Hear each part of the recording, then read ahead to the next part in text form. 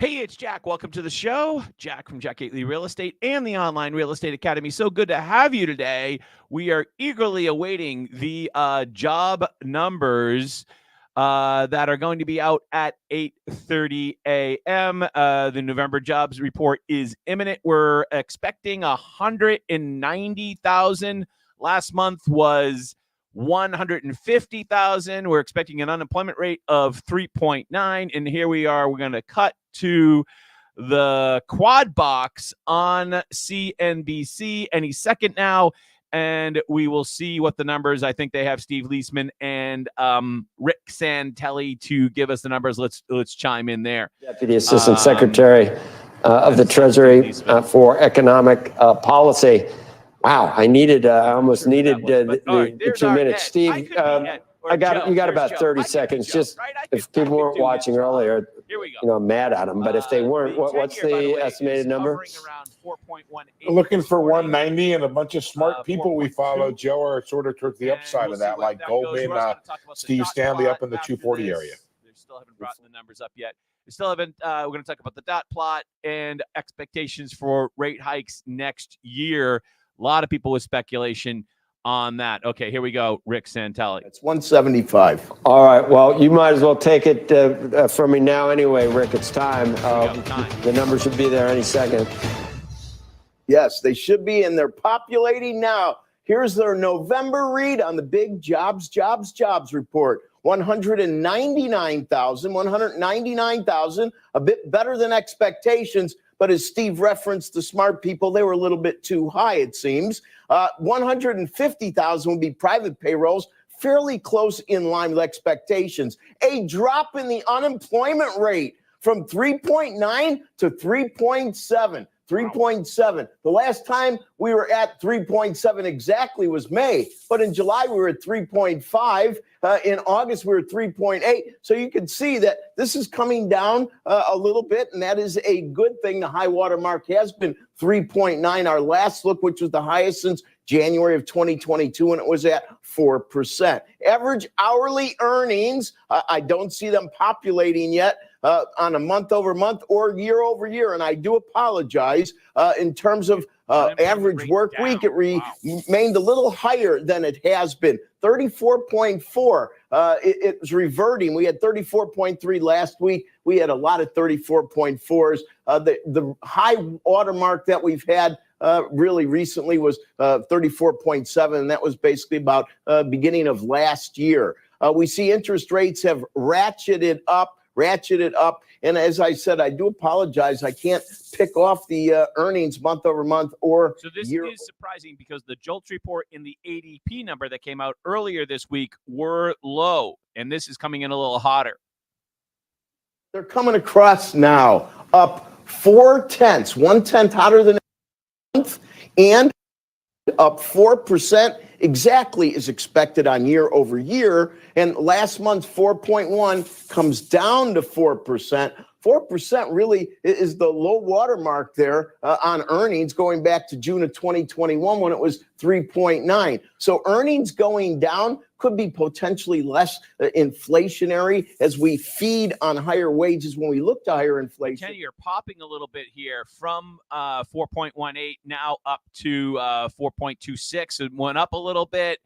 Interest rates, Santelli just mentioned that. A little bit of a rise on these numbers. 2.8 is the high water mark. You have to go back all the way to February of 2020 to find a higher participation rate. That truly is something to celebrate. Back to the panel. Very good. Thanks, Rick. Before labor participation rate went up. And actually, I was preparing a chart. I want to talk about the labor participation rate in this video. We are going to look at the historical numbers on that. Let's get a little bit more wisdom from Leisman now. Stuff that we told you we were going to back out, which is the returning strike workers. It's the first thing I went to look for. Motion picture industry adding 17,000. Those are returning strike workers. Motor vehicles, autos adding 30,000. So it's 47, a bit towards the high side of what was expected. Now, there could have obviously been some additional hiring in there, but most of that's going to be returning strike workers. And then looking elsewhere, Joe, again, Healthcare keeps being a big number here, 93,000. And I'm looking at leisure and hospitality here, up 40,000. So again, some of those pandemic themes continuing in the jobs numbers here. It is a little bit of tightness in here, especially when you see the wages going up 0.4%. And you see the work week lengthening out. That tells me a little bit that there's still this fairly strong demand for workers, and the unemployment rate falling is something that you don't necessarily want to see. But just be a little careful because there's a lot of. Understand what he just said there. You don't want the unemployment rate falling because that means they might not cut rates as soon. Good news is bad news here for them.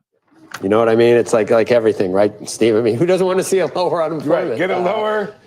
No, we don't want to see that. No, I was at, hey, Joe, I was at Francis Lewis High School yesterday speaking to this great class of seniors, 1,000 kids, trying to explain to them, why do we want less employment? And I'm sure they were like, I mean, these are smart kids. They're like, huh? Are you kidding me? Yeah.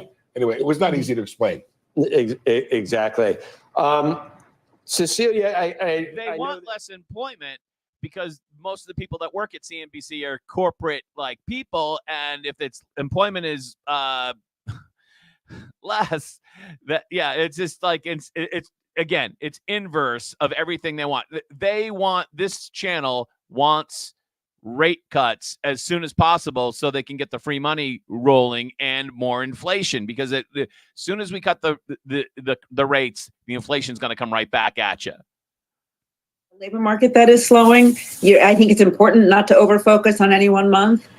Because there is volatility, these numbers may well be revised. I'm not sure what the revisions did for the last couple of months, since I was just pulling up and trying to read the report as you were speaking. But these numbers may well be revised.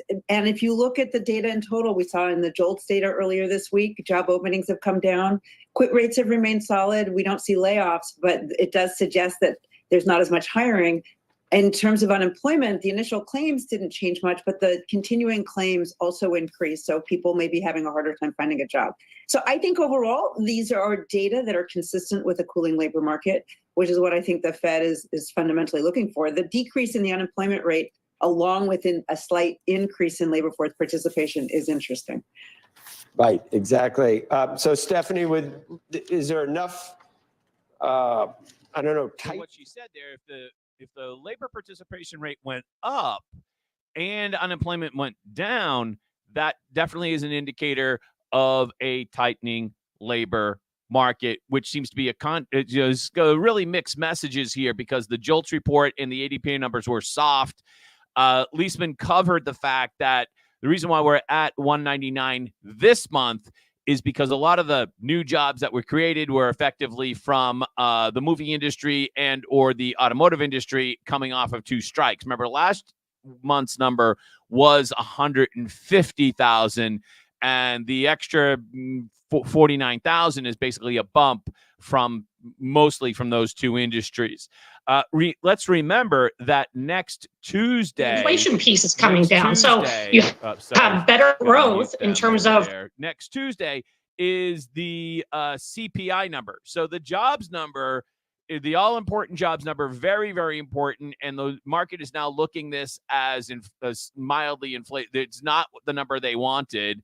Interest rates going back up a little bit on the news. And next Tuesday at 8:30, we have the all-important CPI number and the core CPI next Tuesday. Also, next week, incredibly important, on Wednesday, we have the Federal Open Market Committee meeting at 2 p.m., followed by Chairman Powell at 2:30 p.m. That is next Tuesday. We'll take another look at the 10-year now. 10-year is up to 4.241. So it is a little bit of a pop on the 10-year on the news. By the way, yesterday, mortgage rates hit 7.05. They've been mingling right around that area there, 7.05 to 7.1 for quite some time. I think the market has been a little bit, as I used a word that I heard earlier on CNBC today, a little tight headed into this all-important jobs number. A little research here on it, as we've been talking about the JOLTS report. earlier today. Job openings fall to the lowest level since 2021, signaling Fed pivot. Everyone's cheering for the Fed pivot. Job openings to unemployed workers ratio, and I want to talk about why this is important but also slightly misleading, is that, as you can see, the ratio of job openings to unemployed workers is 1.34, which is starting to approximate, headed in the same direction as our pre-pandemic number. I think our prior pre-pandemic number is like 1.24 or something like that. So we're headed back to the pre-pandemic number on that. But this is a factor of the labor participation rate. And when you look at the labor participation rate, we are currently at 62, we'll just call it 63. And we were at that same number about 7 or 8 years ago in the 2015, 2016 era. And the labor participation rate really peaked in 2000 and has been on its way down. And the lower the labor participation rate, that's a way you can kind of tweak the unemployment rate, because theoretically, the unemployment rate is not a measure of everyone who's unemployed. It's only a measure of people who are not looking for, who are looking for a job. See, a little bit of a sleight of hand there. Let me say that again. The unemployment rate only includes people who are looking for a job. The labor participation rate, it measures everybody that is eligible, basically. And this number from 2015, 2016 in the 62, 63 range, that we had not been down to that number since 1977. Of course, we were facing a massive societal change in the early 70s as women entered the workforce at a rate probably not seen since the Second World War. When you also look at the dot plot, this is the expectation from the Fed about where interest rates might be in the future. And of course, once you get beyond like 3 or 4, 5, 6 months on this, it's almost meaningless. But it's interesting to see where we are. We're at an implied a number right now of 5.6. They're expecting, according to the dot plot, in 2024 for that to slide a little bit to just over 5. And then at the end of 2025, which is just like light years away, somewhere under 4. When you look at this chart, you can kind of see there's a trend headed down very, very slowly. It almost looks like a higher for longer chart to me. Certainly doesn't look like an immediate return to the 2.0 inflation is, which is what they're predicting or targeting. It almost seems to me as if the Fed is going to quiet quit this at 3% for next year, because it's an election year, right? And they don't want to be seen as meddling in the election. So at some point in the middle of next year, they're just going to call a timeout, because they don't want to be seen as overly, how do I want to say this, overly political. Not that they're political now at all in any way, shape, or form. I love your comments, by the way. Interested in what you have to say this morning. Let's check back with CNBC. Oh, let's bring up the volume here. Sorry about that. Average hourly earnings don't really skyrocket. So I think that 4% number is a good number. And I think that's very positive for the consumer, which is 70% of our economy. And I think the consumer is going to hang in there. And I do think 2024, you're going to see a return in the housing market. And that's a big theme for me. And that's where I actually have been buying in the markets as of late. All right. Now, hey, Joe, real quick. Yeah, Joe, we have 2 auctions on Monday. We got to make sure everybody understands this. 87 billion, 50 billion threes, 37 billion tens on Monday. Tuesday, 30 billion with respect to 21 billion 30 years. And this is all because, of course, we have a Fed meeting on Tuesday and Wednesday. They push out the paper before the ultimate decision. And tonight, right around midnight, we're going to see China release their CPI and PPI. So just things to pay attention to. Oh, my God. Okay. Yes. I'm really glad Santelli added that back on. So early next week, before the Fed meeting on Wednesday, the federal government is going to, what was the number there? 87 billion. They're going to go out in the bond market and borrow tens of billions of dollars early next week there have been a couple of bond auctions recently at different increments too that have not gone spectacularly well. We'll see if there's enough foreign demand in the bond market early next week. I'll be watching that very closely. Few things that we need to watch out for. Overall, I think we are on a good path, as I said earlier. I think that there's a good chance that we will achieve the soft landing that the Fed is hoping for. But the last 1%, going from where we are now, about 3.5% to 2%, that last 1% is going to be the hardest to achieve. So I think we still need to out. Okay. All right. I don't know about you, but I always thought that the difference between 3.5% to 2% was 1.5, not 1. But, that's just me. What do I know? I want to just also take a quick look at this really good chart from CNBC to get an idea of the Fed's effective fund rate over time. So for those of you who are did not live through this, even if you did, it's just like an astounding chart. And this is probably the best one I've seen for a long time, where we had a upswing in the Fed's fund rate going into 2005, and then we peaked at 5.3, which is, if that sounds familiar, that's the number we're at now. And then we had the great financial crisis, and look, we went down all the way to effectively zero, effectively zero on the effective rate. For what was that, 7-8 years? It was, I remember teaching real estate school at this time and telling people, like, I don't know what this means, but I know that at some point we're going to have to pay for this. And I didn't know, I just knew it was artificial.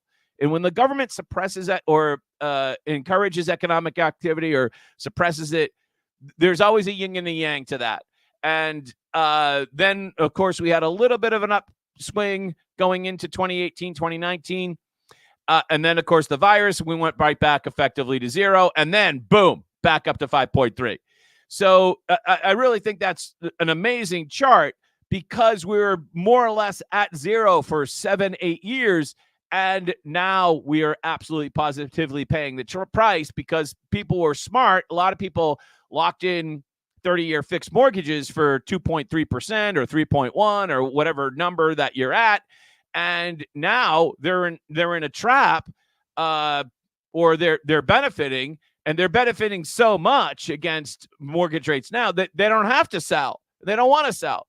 And that's why you get those articles that we've lampooned here on this channel, like those old people that keep on living in place, those darn old people that don't want to sell their homes, right? Those old people, they should be selling their homes.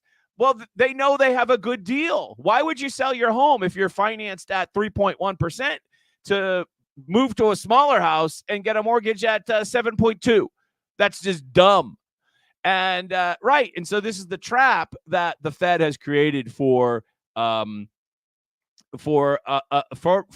right? And again, you've heard me say before that I would much rather have the mortgage rate float with the market rather than have a group of people in Washington, D.C.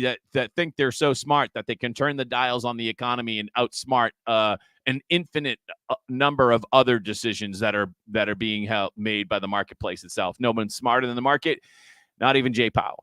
All right, I want to shift gears a little bit here to a story by Lance Lambert at my favorite new website, Resi Club.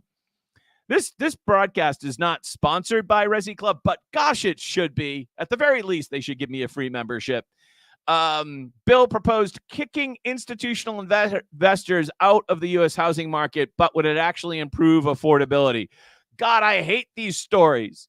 I'm old enough to remember when there were plenty of urban areas in the country that would beg for someone to come in and invest in their city or town.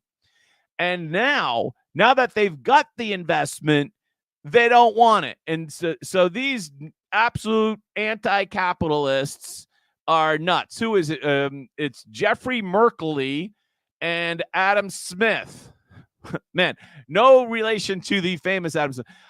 Introduced the End Hedge Fund Control of American Homes Act. So this is obviously a political thing, and there's a huge aspect with politics going on because of the affordability situation created by the Fed. And here, real estate news. If you go to real estate news, optimism about buying a home hits an all-time low. This is showing up in all sorts of media and in public opinion polls, and the politicians, they notice. And as a result, you're getting all sorts of absolute total misinformation because people are starting to, how do I want to say this? They're trying to take advantage of this for votes and for power. And there's nothing better than for that to take it to how do I want to say this? Kind of take a page out of Elizabeth Warren's book and to demonize people that invest in real estate, right? And people that invest in real estate, they're the enemy. You're evil investors. I actually saw this here in Massachusetts recently. Somebody put out a study that's certain percentage of homes bought in a certain period of time were bought by investors. They don't tell you that probably most of those investors are like me and you, like, people that own a couple of homes. My clients that don't, like, I'm just thinking of one particular client. He has like 5 multifamilies. He's not a multi-million-dollar BlackRock. He's a school teacher. Literally, a guy is a school teacher, but he's an evil investor fixing up property, right? I'm sick of this narrative. And here comes a story here from Medium report. 44% of all single-family home purchases were by private equity firms in 2023. Lie, Jack Shields. This is extremely concerning and explains why the housing market didn't drop as interest rates double. Lie. And fortunately, Lance Lambert to the rescue. He should be a guest on this show. The stat below is fake news, not even close to true. Institutional operators owning more than 1,000 homes own 0.73% of the single-family housing stock. That is 1 in 137 homes. And if you read Resi Club maybe like a month ago or so, you would know that most of that institutional ownership is focused in just a handful of markets. And I think Atlanta was kind of the, how do I want to say this? The epicenter of institutional home ownership. But most investors that they're demonizing out there are like that school teacher client of mine. He owns, and by multifamilies, I mean, these are like 3-family homes, I think he owns 5. And last time I checked, he owns 5. So he owns 15 housing units, but he's an evil investor, right? Yeah, it's just awful. It's just awful. We have a question from David. Real estate is a commodity as well as a home. They need to get over it. Some people don't complain when they are selling. You know what I watched yesterday, David, was, and I had never seen it before, but Netflix suggested it for me. It was a movie with Garfield, I think his name is, and one of my absolute favorite actors is Michael Shannon, and it's called 99 Homes. 99 Homes, and it's on Netflix right now. And basically it tells the story of this evil real estate agent who's played by Michael Shannon, who's a fantastic actor. I could say that. I could make a 20-minute video just saying Michael Shannon's a fantastic actor. And Garfield, who was in The Social Network, or maybe it had been Spider-Man or something. I can't remember. I don't watch those superhero movies. But anyways, it's 99 Homes. It's in Orlando, Florida. And this real estate agent is in charge of evicting people who didn't pay the mortgages. Tremendously sad. But we also know that going into 2008, there were a lot of people who took out loans who knew they couldn't pay. There were a lot of people who took out loans who knew they were doing things that were stupid, taking out home equity lines and buying Escalades.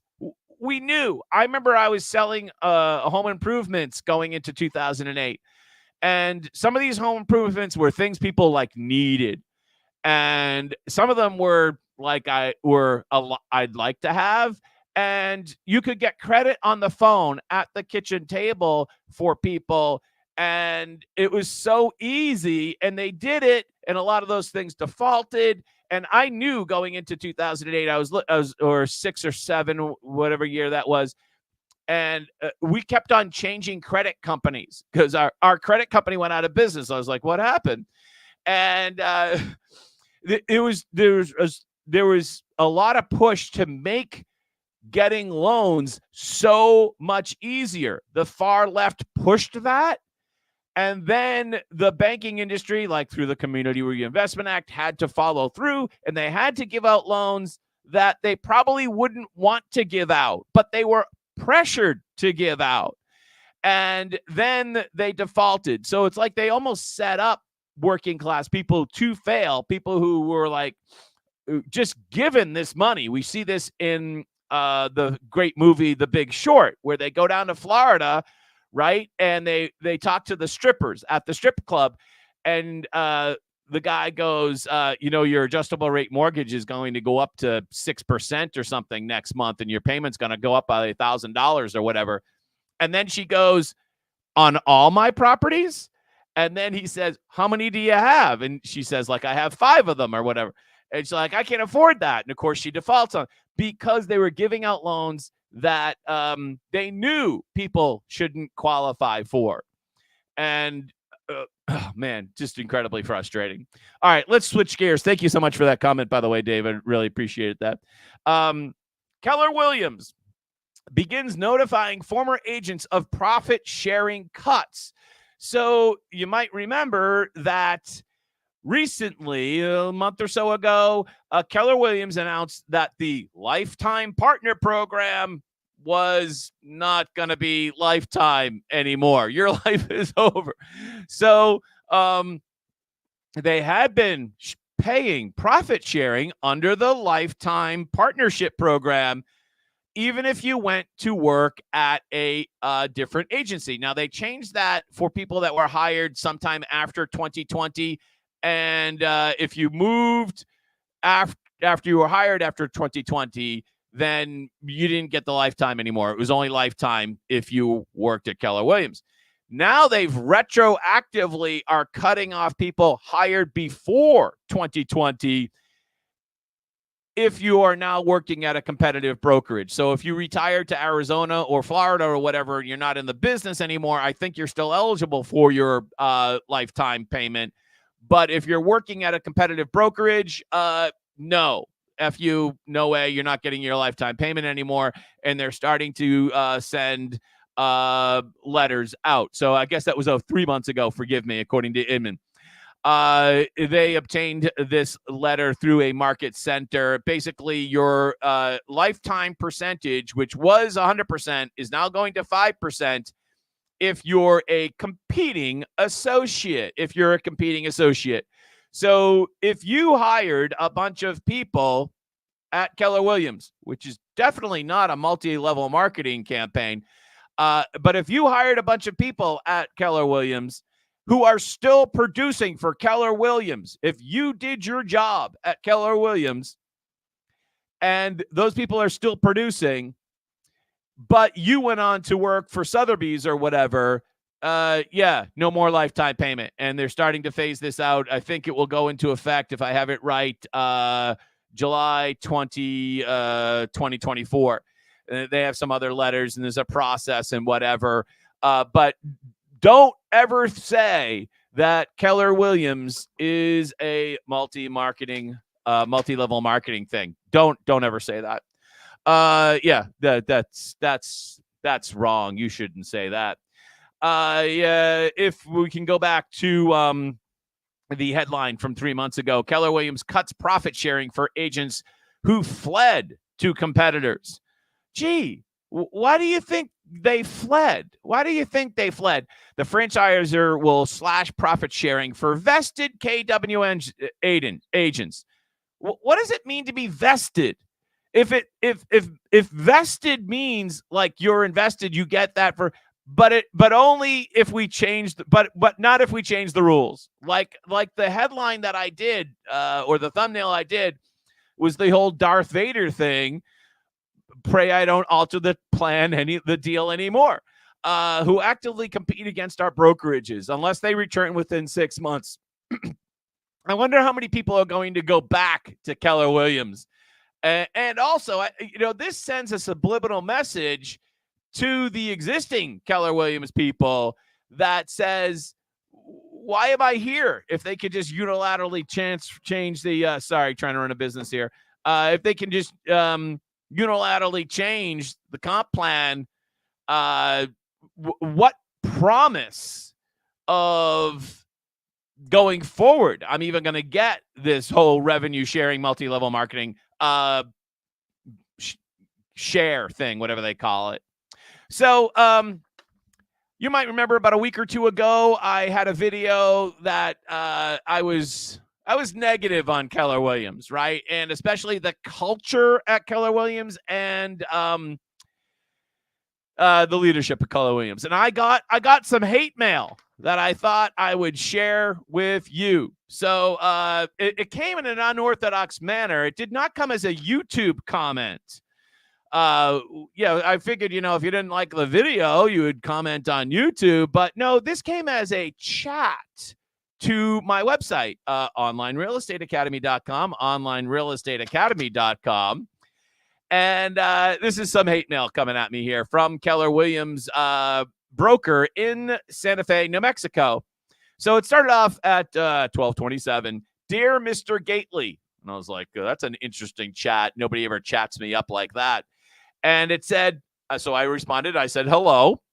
And then just a moment later, she types in, I just listened to your disgusting assessment of Gary Keller Williams in the current lawsuit filed by Mike Davis. It's actually John Davis, and she's referring to the fact that the former CEO of Keller Williams is now accusing Gary Keller of embezzlement, or as the Real Estate News mentioned it, they were a little harder on Gary Keller, as a RICO case. So when she wrote that in, that wasn't a question, I didn't think. And I was mildly busy, and so it didn't really gender. So I didn't respond to that. 9 minutes later, so I just wasn't gonna, get into the whole passive aggressive, you want to chat me up situation. So 9 minutes later, she writes this huge paragraph here. I'm in Keller Williams in Santa Fe. And it's not a cult of personality as you described. Now, for those of you who don't understand what a cult of personality is, a cult of personality is when you put in too much faith into one singular person who runs the show. It so happens we are lucky to have Gary Keller as a visionary leader of our company. You're kind of proving my point here. His innovating thinking has enriched all of us and our businesses. And you can't argue with the success of Keller Williams. It is wildly successful. Gary Keller is wildly more successful than I am in this business. Right? You can't argue with that. Keller Williams, wildly successful. His innovating thinking has enriched us. It is only small thinkers like you who feel it's necessary to drag him down. Okay, so again, this is kind of like, you cannot criticize the guy at the top, and anybody that criticizes the guy at the top is a small thinker, right? And I'm not the only one who has had critical thoughts of Keller Williams. But if you think that way, you're a small thinker.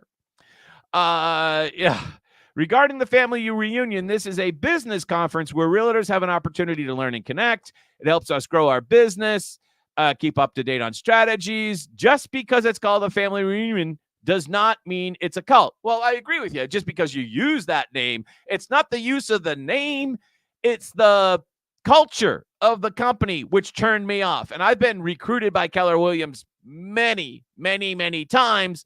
I never believed the whole lifetime revenue share thing. I saw through that like right through it. And now we find out that is true. And like just the whole culture of it just didn't ring true for me. It was just too much dialing up on the culture as far as I was concerned. As for your accusation that Keller Williams is a multi-level marketing company, also untrue. This company, unlike every other major real estate company, actually shares 49% of its company profits with agents that help us grow the company. I think that's actually proof that it's a multi-level company. I don't know about you, but I think that's actually kind of proof. Your small-minded results do not even deserve a response. Yet you wrote one. I feel prompted to tell you which broker in Keller Williams this is in Santa Fe, but you could probably figure that out on your own. She did sign it, to her credit. Hey, listen, if you want to join Keller Williams, knock yourself out. And I think it's the right place for some people. It's just not the right place for me. And yes, I think they are over-indexed for praise to Gary Keller and just a little bit too much on the whole family culture. That's just not for me. I'm here for business. So that's just me, right? I love my agents. I wish them a lovely holiday season and New Year and all that stuff. But I don't want to be family with my, I don't know. You decide. That's just how I feel about it. Let's bring up some comments. No profit sharing for you, Michael says. Yes.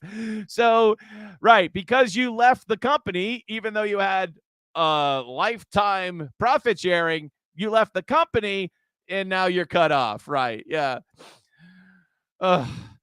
Bill Bedingfield, my old friend from New Hampshire. I know it's cold here. I know it is cold, but hell has frozen over. Elizabeth Warren agrees with JP Morgan CEO that crypto needs to be banned. Yeah. So, Bill, let me just take, since you mentioned it, the reason why Jamie Dimon wants crypto banned is because it's less likely that his bank is going to get bailed out if crypto becomes something that the government can't control. And Elizabeth Warren wants to control crypto because she cannot use crypto to inflate the currency. Crypto and Bitcoin writ large is a way to free ourselves from fiat money. In other words, government control of the money. We talk about the business cycle. It's really the government cycle that encourages these boom and bust cycles that we experience on a regular basis. Yes, we have ebbs and flows of business, but those are exaggerated by government policy. And it seems to me, crystal clear that the people that always create the failure then rush in and say, oh, look what the market did wrong. And so I'm a huge believer in crypto in the way that it is a check against government mismanagement. And so they understand that. Elizabeth Warren understands that distinctly so. She loves the ability of the government to inflate because that allows her to tax people without having to vote for it, right? That's exactly what we're talking about, Bill. Thank you so much for that comment. I really appreciate that. I don't want to get too off the reservation with the whole crypto thing. Not prepared to go on a screen on that, but yes, thank you for that. David says, deep into the Kool-Aid. Right. I did put the Kool-Aid on the thumbnail for that video. And yeah, so I had a little fun. And I loved the hate mail from the Santa Fe broker. Yeah, I wish if you want to come on the show, we could talk about it. Santa Fe Keller Williams broker. Yeah, you can come on the show. Sure. I invited Michael Ketchmark. By the way, I actually did call his office, Mr. Ketchmark's office. And one of the funny things that occurred when I called Ketchmark was I looked him up on Google and his whole Google place listing. Do you know, he's in this big building in this fancy industrial or office park south of Kansas City. And do you know who's across the street from Michael Ketchmark's office? This is going to knock your socks off. Just irony of ironies. It's the Kansas City Board of Realtors. Is literally across the street in the building across the street. Now, it's not like like they can look out the window and see each other because the buildings are kind of far apart. But literally, it's in an office park. But literally across the street from Michael Ketchmark's office is the Board of Realtors. And I did call and speak to his assistant, invite him on the show. So not only did I do the video, but I did the actual phone call and called. So yeah, I'd love to do a whole show on crypto, and in the same way where if I could we'll just end it on this point.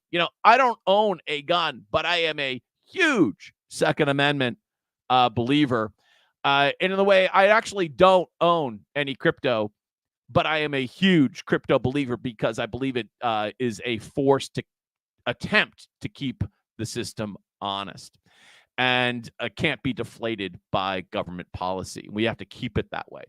And any crisis that comes about, any hook that they can use to get their government claw into the crypto management, control, and or issue their own crypto is an incredibly scary thing. All right, so I'm Jack from Jack Gately Real Estate and the Online Real Estate Academy. Thank you so much for joining us today. I loved your comments, and we'll be back next week, certainly for the CPI report, which comes out on Tuesday. Until then, go make some money. Have a great day. Bye-bye.